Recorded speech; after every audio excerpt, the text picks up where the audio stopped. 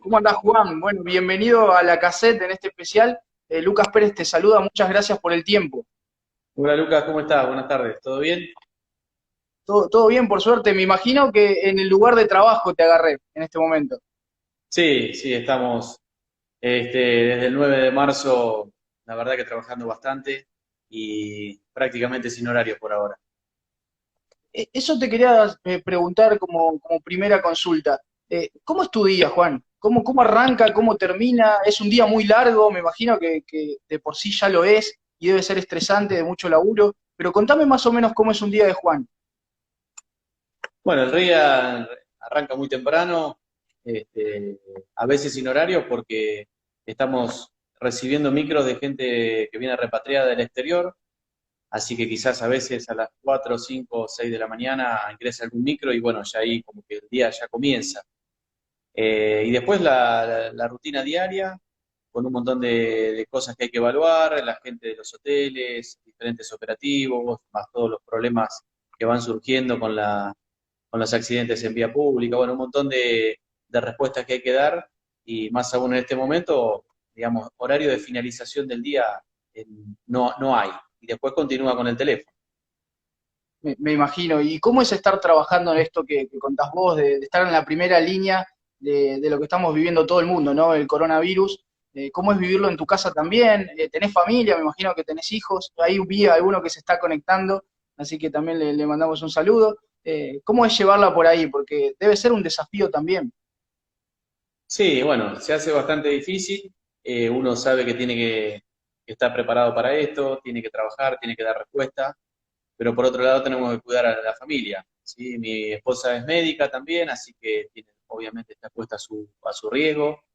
Y tengo dos hijos, Santino, Paulina, que también cuando uno llega debe tomar las precauciones necesarias antes de entrar a casa para no tener inconvenientes y tratar de tener todas las medidas de prevención posible para que el virus no circule y más aún no llevarlo a casa.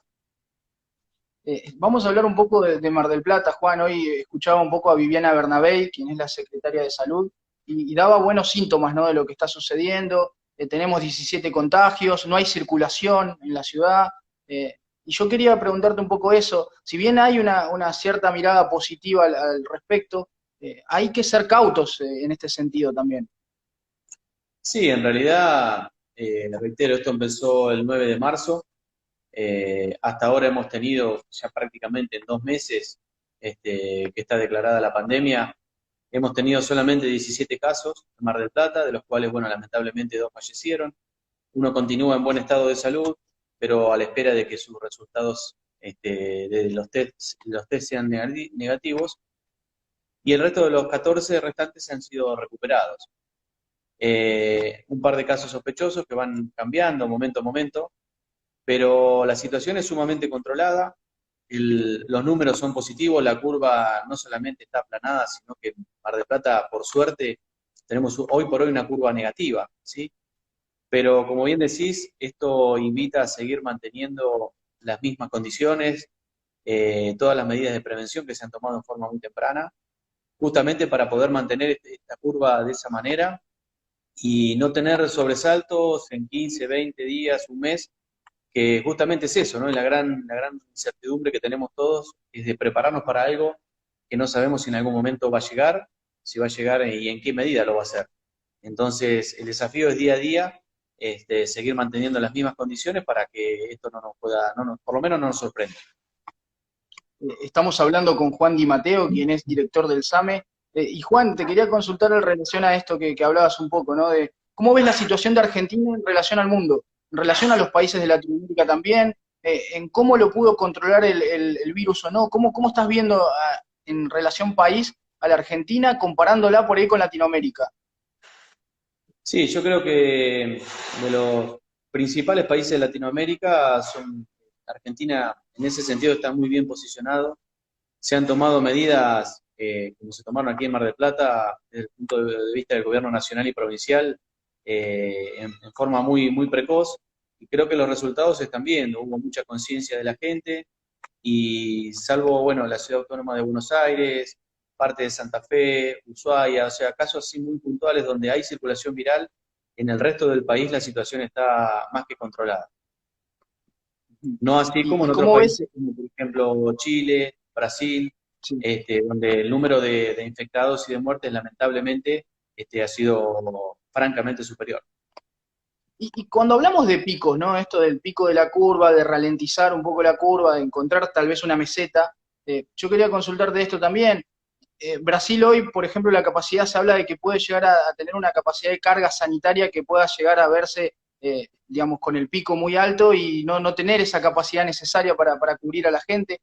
¿Argentina está preparado? ¿Su capacidad sanitaria está preparada para recibir un pico? ¿O cómo se trabaja al respecto? Hoy ya a más de un mes que arrancamos con las medidas preventivas. Sí, en realidad, bueno, esto es un poco hacer futurología. ¿Por qué digo? Porque uno lo que trata de impedir es la circulación viral, ¿sí? Y la circulación viral en la mayor parte de las ciudades, o de las provincias, de las ciudades, y justamente de las ciudades más importantes del país, con más conglomerado de gente, como puede ser la nuestra, que tiene aproximadamente, se calcula, 1 millón de habitantes. Justamente este año iba a ser el censo, estaba programado. Sí. El tema es insistir en la prevención, ya que recordemos que para esta enfermedad aún no hay vacuna, no hay tratamiento específico, y hay todo un sistema de salud que está funcionando y que se está preparando, pero no sabemos bien para qué cantidad de infectados. Por eso las medidas son fuertes de inicio, ¿sí? Creo que eso nos diferencia con otros países. Esta es una de las ventajas que tenemos de ser sudamericanos, que vemos lo primero que le pasa a los países del norte y cómo le fue, qué hicieron bien, qué hicieron mal, y podemos hacer un resumen de todo eso y tomar medidas preventivas y en forma precoz para que esto no nos sorprenda. Yo creo que el país está preparado, sí, obviamente los principales países del mundo, como España, Estados Unidos, han sobrepasado su sistema de salud. Entonces, bueno, el sistema de salud nuestro, si bien da respuestas habitualmente, no estamos totalmente seguros que en un caso de tener un pico importante, ¿sí? Se vea superado y poder dar respuesta a todo eso.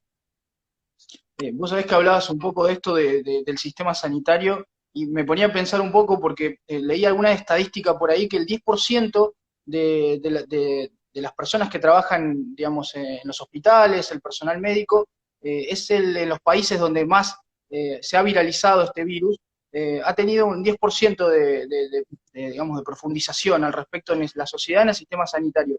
Y en Argentina da la casualidad que es el 14%, que es muy elevado, digamos, a lo que la Organización Mundial de Salud había dicho que ya era alto, ¿no? El porcentaje.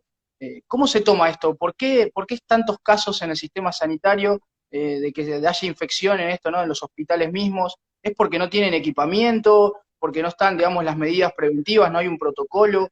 ¿O por qué crees vos que estás dentro también de lo que tiene que ver con la escala provincial? Suceden estos casos que son bastantes por ahora, por lo que se ven los datos. Sí, en realidad lo que se vio en la mayor parte de los países del mundo que tuvieron una tasa elevada de infección del personal de salud, más del 80% de la infección en el personal de salud, el contagio se produce al retirarse todo el material de protección personal, ¿sí?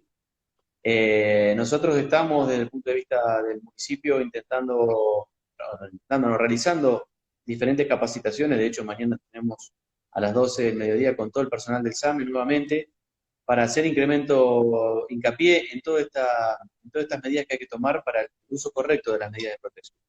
Insumos hay, sé que en algunos lugares del país, en algunos lugares incluso de la provincia de Buenos Aires estuvieron faltando, o los insumos que habían entregado no fueron eh, los correctamente necesarios para este tipo de situaciones, pero creo que un poco pasa por instruir al personal, sobre todo cómo colocarse, cómo retirarse el equipo de protección, tomar todas las medidas. Este es un virus que no perdona, que se contagia fácilmente, si bien el 80% es un cuadro leve, o puede pasar incluso la mayoría es totalmente asintomático, en algunas personas, por diferentes factores de riesgo, o su estado de inmunidad u otras variables, puede ser muy agresivo. Entonces, creo que pasa un poco por ahí. El porcentaje en nuestro país hasta ahora es alto. Nosotros acá en Mar del Plata, si bien no hemos tenido casos importantes con respecto a la cantidad de casos positivos en general en la población, solamente hay una enfermera de una clínica privada que fue contagiada por este virus y que gracias a Dios ya está de alta. Pero insisto que la capacitación y más allá de eso, la obtención de los recursos necesarios para la protección es sumamente importante. Ahora, Juan, hablabas un poco de esto del virus, cómo viene afectando a la Argentina, a Mar del Plata, y contabas un poco esto. Nosotros acá en la cassette OK, o sea, en lo que es las historias, hicimos una encuesta de qué opinaban acerca de la flexibilización de la cuarentena, si se necesita, porque muchas veces estamos en este dilema, ¿no? De la economía y la salud, de cuánto repercute en la vida diaria, lo que genera, las consecuencias son duras, cualquiera de las dos que se tomen. Uno puede ver Estados Unidos, el caso de lo que está sucediendo, puede tomar el caso de Argentina con una crisis ya estructural y con problemas económicos de base, pero yo te quería consultar eso. ¿Falta todavía para la salida, para la flexibilización, más allá de que los resultados sean buenos? ¿Falta todavía para que se flexibilice eso? ¿Considerás que es necesario seguir tomando esta medida de quedarse en casa? ¿Qué le podés decir a la gente que empieza a sentir una cierta relajación al respecto?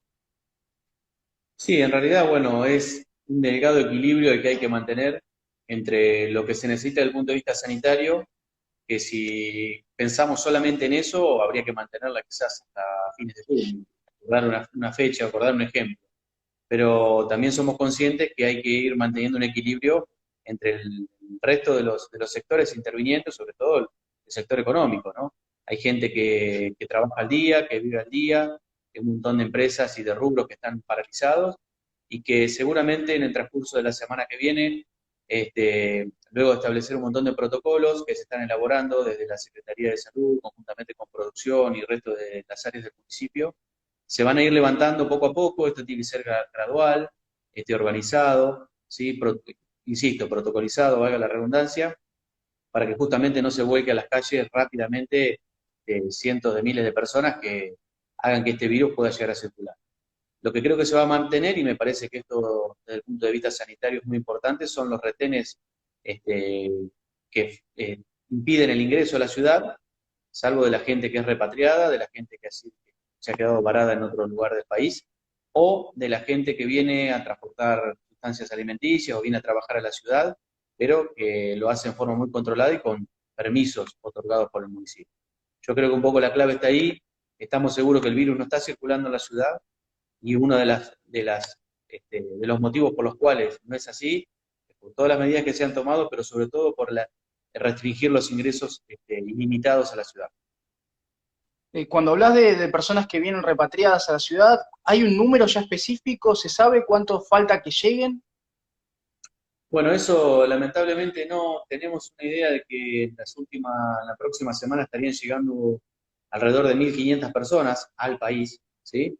Pero eso, bueno, en conjunto con la CNRT y Migraciones, nos vamos enterando, te diría, prácticamente un par de horas previas, 2 o 3 horas previas, cuando el micro sale de Seiza o de Retiro y hace todo un itinerario entre los cuales está previsto nuestra ciudad.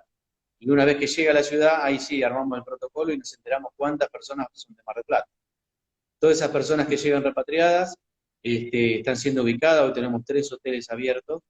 Tenemos alrededor de 100 personas ubicadas en estos hoteles, donde se le garantiza el cumplimiento estricto de la cuarentena. Obviamente teniendo algunas limitantes sobre personas mayores y demás, y estos casos excepcionales obviamente se tienen en cuenta y se les hace firmar una declaración jurada. Posteriormente tienen un seguimiento desde el punto de vista epidemiológico y se les autoriza a que cumplan esta cuarentena en su domicilio. Juan, la verdad que muchas gracias por esta charla. Yo quería dar una reflexión final. Vos sabés que mi papá me decía antes una frase que yo un poco pensándola la modifiqué. Esa famosa frase que es un dicho popular, que es: vos pegale al carro que los melones se acomodan solos. Una frase, viste, muy de antes. Y yo pensaba, digo, ustedes están hoy tirando el carro con los melones todos acomodados porque estamos todos adentro de la casa, pero ustedes sí están realmente remándole y llevando el frente de ataque de esta pandemia, y son realmente héroes, héroes que hay que cuidar, y por eso te quería agradecer y dar estas palabras, y bueno, y cuídate mucho, nada más eso quería decirte, y gracias por este tiempo. No, gracias Lucas. Yo creo que uno entiende por ahí ese rótulo de héroe que nos ponen, pero yo creo que no, por ahí no es tan así. Creo que hacemos nuestro trabajo, pasa en la conciencia de cada uno.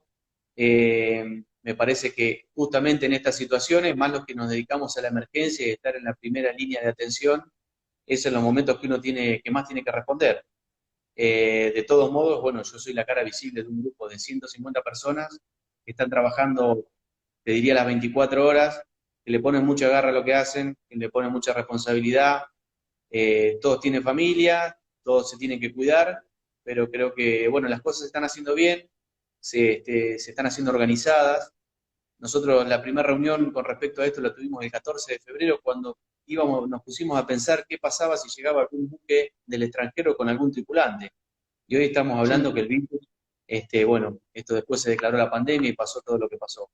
O sea, creo que en la emergencia lo mejor que podemos hacer es tener protocolos de actuación y tener las cosas previstas, ¿sí? Prepararnos para lo peor. Después, si es leve, como está surgiendo ahora, que son poquitos casos, que está todo controlado, todo organizado, mucho mejor. Te agradezco mucho la comunicación y bueno, estaremos acá dándole batalla a esto. Muchas gracias, Juan. Te mando un abrazo grande. Gracias, Lucas. Igualmente, que siga bien. Un abrazo.